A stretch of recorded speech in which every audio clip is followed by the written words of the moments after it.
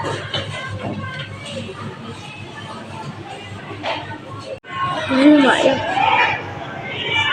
हम पढ़ेंगे greater than, less than, equal. Greater than मतलब क्या होता है पता है? बड़ा। लेस देन का मतलब होता है छोटा और इक्वल का मतलब होता है बड़ा। ठीक। ग्रेटर देन अगर आपसे कोई पूछेगा ग्रेटर देन बताओ, लेस देन बताओ, इक्वल बताओ, तो इक्वल तो याद रहेगा कि इक्वल यानी क्या होता है? बराबर होता है।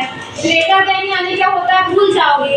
लेस देन में भी कंफ्यूज हो जाओगे। तो देखो अपन हाथों के माध्यम से क्या करते हैं? ग्रेटर देन, लेस देन और इक्वल की एक छोटी सी क्रिया करते हैं। ठीक है? Less than, equal, equal, less than, greater than, greater than, less than, equal. आया समझ में? याद रहेगा ग्रेटर देन यानी बड़ा, लेस देन यानी छोटा। देखो हाथों से ऐसा करें ना, बड़ा उठाए और छोटा करने के लिए क्या करती है? Less than. इक्वल यानी बराबर। ऐसे दोनों हथेली काटी तो बराबर का निशान दिख रहा है जी। ठीक।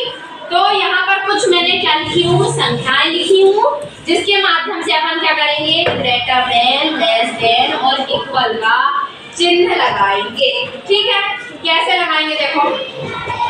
सबसे पहले क्या लिखा है यहाँ? 47 और 84।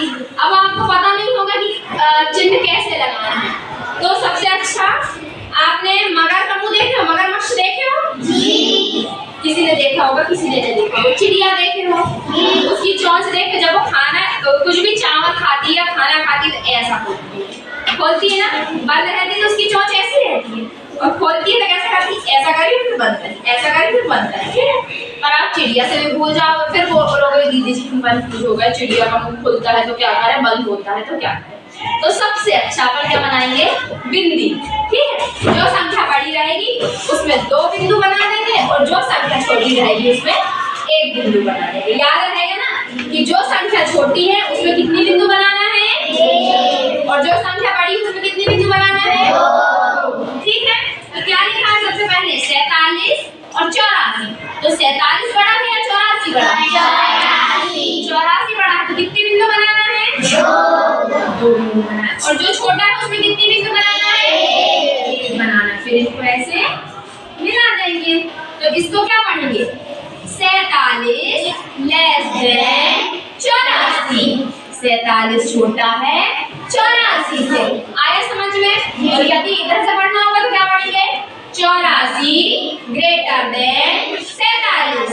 84 छोटा है 47 से। ठीक? उसी प्रकार देखो 21 और 73। तो अब 21 बड़ा है कि 73 बड़ा है? 73 बड़ा है, तो 2 बिंदु किसमें लगाएंगे? 73 में। और 1 बिंदु किसमें लगाएंगे? 21 में। फिर इन तीनों बिंदुओं को मिला देंगे। ठीक है? जैसे ही बिंदुओं को मिलाए उसके बाद अब अपन से देखो हिंदी में तो पढ़ते रहेंगे। कोई बोलेगा कि आप इंग्लिश में पढ़ के बताओ तो क्या बोलोगे? 73 इन ग्रेटर देन 21। 73 बड़ा है 21 से। और यदि इधर से पढ़ने को बोलेंगे तो क्या बोलेंगे? 21 इन लेस देन 73। 21 छोटा है 73 से।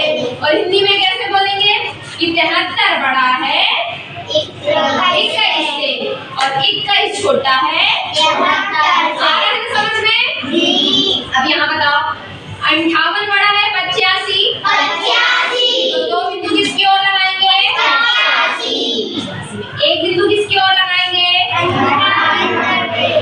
58 है। फिर तीनों बिंदुओं को जोड़ देंगे। उसी प्रकार 77 और ये क्या लिखा है? 4। तो 77 बड़ा है या 4? छोटा क्या है? 4। तो छोटे में कितनी बिंदु लगाते हैं? 1। और बड़े में 2 बिंदुओं को मिला देंगे। आ रहा है समझ में? उसके बाद 102 और 117। तो 102 है छोटा, 117 है बड़ा। तो 102 में 1 बिंदु, 117 में 2 बिंदु। आया समझ में? उसके बाद यहाँ पर कुछ आंकड़े देंगे, ठीक है। ऐसे पेपर में आ सकते हैं कि कुछ चित्र दिए हैं, बताओ इसमें ग्रेटर देन, लेस देन या इक्वल का चिन्ह लगाओ। तो कितनी चॉकलेट है ये बताओ? 1 2 3 4 5 6 7 8 9 और यहाँ 1 2 3 4। जब यहाँ 9 चॉकलेट है और यहाँ पर 4 चॉकलेट है तो 4 ज्यादा है या 9? 9 ज्यादा है तो किसकी ओर 2 बिंदु लगाएंगे? 9 की ओर। और 4 कम है इसलिए 1 बिंदु लगाएंगे, फिर इनको मिला देंगे।